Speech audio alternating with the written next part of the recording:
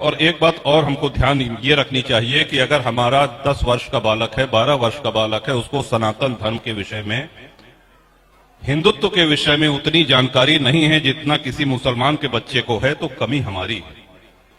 हमको इस कमी को दूर करना है। अब एकरे ऊपर हमका सबे को उठाए के है कि मतलब कहां बेटवा कहां पढ़ाता है, बिटिया कहां पढ़ाती है, तो फलाने स्कूल में पढ़ रही है। अच्छा ठीक, कितनी देर पूजा पाठ, कितनी देर भगवान का नाम लेती है या लेता है? अरे अब ऐसे का हो, ऐसे का क्यों कुछ दे दे का नौकरी लग जाए का नहीं, इससे परम कृपा बरसेगी। 2 दूनी 4, 4 दूनी 8, ये तो चलिए विद्यालय की शिक्षा है। भगवान तो परीक्षा ले थे, बड़े बड़े ऋषि मुनि साधक कितनी कठिन परीक्षा दे के आज अनेक उदाहरण हैं ऐसा।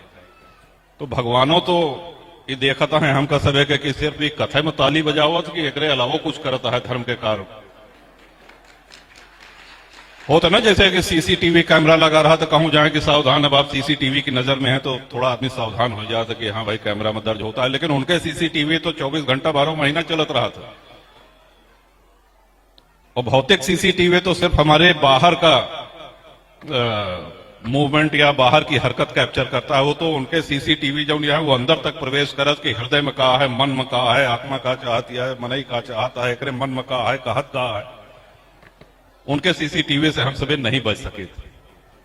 वो तो कहे आए ना कि निर्मल मन जन सो मोहि पावा, मोहि कपट छल छिद्र न भावा। आने वाले जीवन में हम सभी लोग भगवतोन्मुख हों और इस जो चुनौतियां आ रही हैं इसमें हम सब लोगों को अपनी अपनी भूमिका का निर्वहन करना है। हम सभी को और मुखर होना है। हम सभी को अपने बच्चे बच्चियों को धर्मोन्मुख करना है। जाति, ऊंच नीच और ये जो बुराइयां हमारे सनातन धर्म में आ गई हैं, इनको हमको और आपको ही मिलकर के दूर करना है। अरे बिरादरी तो मुसलमानों में हो तो, लेकिन उनके लिए पहले इस्लाम है तब कुछ है।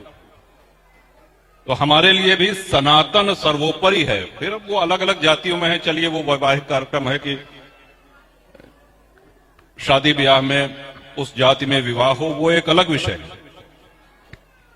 लेकिन हमको अपने ईश्वर के प्रति, अपने धर्म के प्रति, अपने संस्कृति के प्रति, अपने राष्ट्र के प्रति और मुखर होने की आवश्यकता है। धर्म की जय हो, अधर्म का नाश हो, ये तभी संभव है जब हम सब लोग मुखर होकर के अपनी आवाज को उठाएं, एकजुट होकर के उठाएं।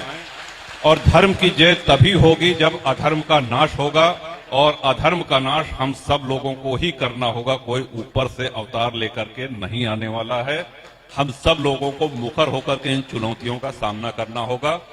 बहुत समय ले आपके कहां इतनी सरस कथा चलत रही है और कहां हम ये सब भाषण देते हैं। जो गलत कह गए ओकरे बड़े क्षमा चाहिए थी, लेकिन बहुत बड़ी चुनौती हमारे देश के सामने, अपने सबके समाज के सामने है। लोग हमारे देश को खंडित करना चाहते हैं। लोग भारत के अस्तित्व को समाप्त करना चाहते हैं। इनसे बचाव तभी संभव है जब हम सब लोग भारत के एक एक नागरिक श्रद्धा के साथ अपने राष्ट्र के प्रति, अपने धर्म के प्रति सिर्फ मन में ही नहीं, मुखर होकर के बोले, और सिर्फ बोले ही ना, उस तरफ ठोस कदम उठाएं। जो लोग बोल रहे हैं, जो लोग लड़ रहे हैं, अब एमन निराशावादी ढेर जने होते। एक क्रांतिकारी संत हैं, उन्होंने कहा कि भाई हम लड़ रहे हैं तो हमारे साथ लड़िए धर्म के लिए। नहीं लड़ सकते हैं तो चलिए कोई बात नहीं, कम से कम हौसला बढ़ाइए।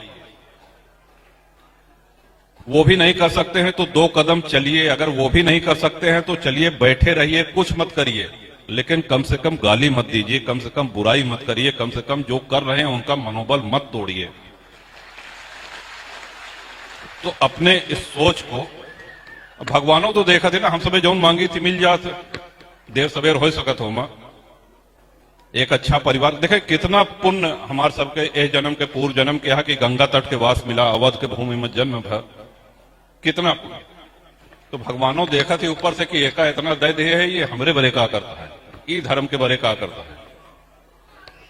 कहूं ऐसा तो नहीं ना कि सिर्फ ये श्री राम कथा में और श्रीमद भागवत कथा में जाके बस ताली बजाओ तो ओकरे बाद घरिया के उठा तो लौट के घरे आ जा, तो नहीं।